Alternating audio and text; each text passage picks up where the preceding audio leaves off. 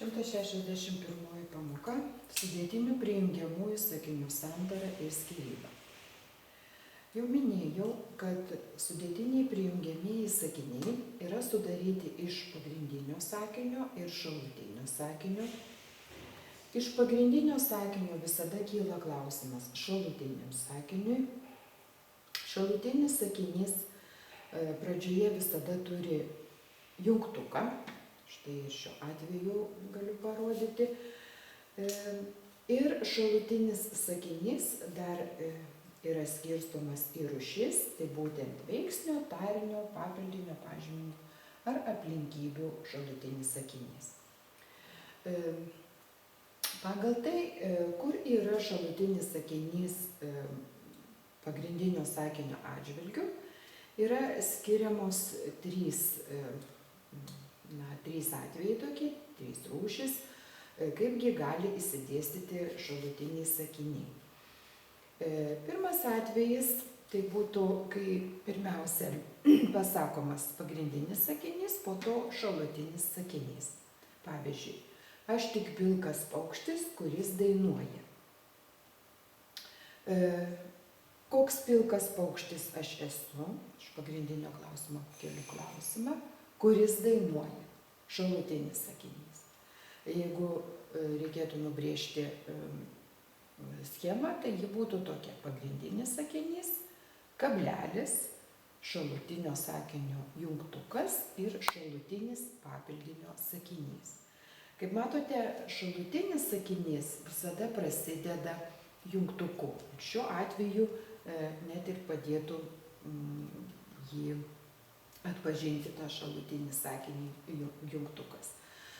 Minėjau jau aną pamoką, kad galima jungti šalutinius sakinius ne tik prijungiamaisiais jungtukais, tai kad, jog, nors ir taip toliau, tačiau ir įvardžiais bei prieveiksmiais, kurie turi taip pat jungimo funkciją.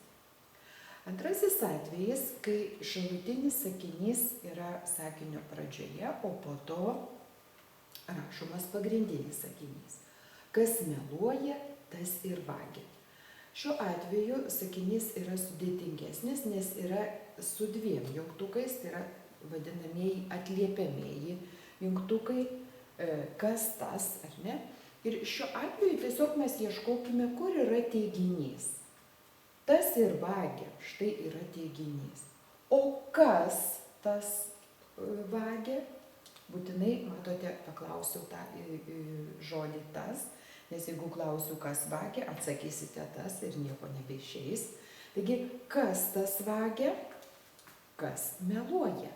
Ir taip nustačiau, kad tai yra pagrindinis sakinys ir šalutinis sakinys. Štai nubrėžiau jo schemą. Kaip matote, šiuo atveju ir vienu ir kitu atveju yra atliepiamieji jungtukai ir jeigu kylo klausimas kas, tai bus šalutinis veiksnio sakinys. Ir turbūt sudėtingesnis atvejis yra tada, kada šalutinis sakinys įsiterpia į pagrindinį. Pamatė voveraitė, kad meška medų kopinėja ir ėmė bartis. Tokiu atveju mes turime tiesiog labai giliai žiūrėti, ar nepasakėm jau viso sakinio, pamatė voveraitė. Taip būtų visas sakinys, bet kažkas dar nepasakyta, ar ne, dar yra tame sakinyje tęsiama mintis. Tai dėl to paklausė klausimą, ką pamatė voveraitė. Kad meška medų kopinėja, radę šalutinį sakinį, dar aptinkame ir pagrindinio sakinio pabaigą, ar ne? Kad tikrai įsitikintume, jog tai yra pagrindinis sakinys, nutrūkęs pagrindinis sakinys, paimkime ir išsimeskim šalutinį. Tada pamatysime, jog jis yra tikrai gražus ir logiškas sakinys. Pamatė voveraitė ir ėmė bartis. Štai visas pagrindinis sakinys. Ką pamatė voveraitė? Kad meška medų kopinėja. Taigi schema būtų tokia. Nutrūkęs, matote, neuždėjau brūkšnelio. Nutrūkęs pagrindinis sakinys, į jį įsiterpęs atsiprašau, čia kablelį pamiršau. Į jį įsiterpęs šalutinis sakinys, prijungtas jungtuku kad ir tai yra šalutinis papildinio sakinys, nes atsako į klausimą ką.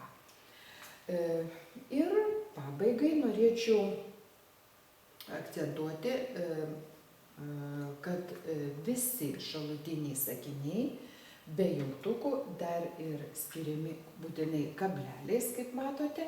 Jeigu sakinys yra įsiterpęs į pagrindinį sakinį, tai būtinai ir iš abiejų pusių yra rašomi kableliai.